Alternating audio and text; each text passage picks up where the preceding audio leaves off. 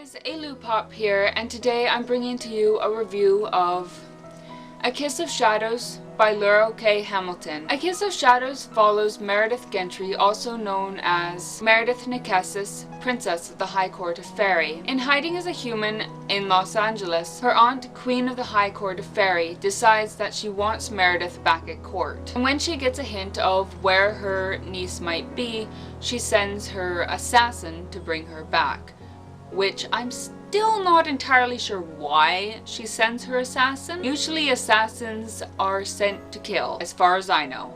But apparently she's sending her assassin to bring her back. I picked up this book originally because I really liked what I read of her Native Lake series, and I had heard that her Mary Gentry books were good as well. And to be honest, I don't know if I would have liked it even if I hadn't come into it with high hopes like I did and found it wanting. The book has basically two main themes: sex and politics, and that is basically the entire book. It starts off with Meredith taking on clients for her work, who, by the way, are barely mentioned after the first few chapters. That is basically the only part of the book that is normal. I would consider normal anyways, being the rest of the book is basically sex. It's so sex-oriented that I would almost call it a romance if it weren't for the fact that she's not having sex out of love. She's doing it because she was promised the crown if she got pregnant. Might have been better if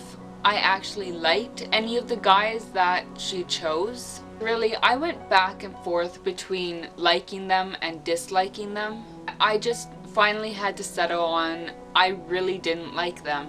This book is very description heavy. It's an almost 500-page book that a good portion of is description. And while I don't really feel a lot of it is unnecessary, I also feel that it makes the book feel longer than it actually is. And in fact, not a whole lot actually happens. The scenes with the most description are the sex scenes, which furthers my idea that it is a sex-oriented book, and they make the book a lot longer than they really need to be. As to Meredith's character, I've certainly read others that I would prefer over hers, but I wouldn't say that she's a bad character either. In fact, I don't actually really mind her at all. She's a more serious character that matches the rest of the book, and I find that I can't imagine her being the type of girl who makes jokes and teases with her friends. Originally, I tried giving this book the benefit of the doubt and gave it a 3.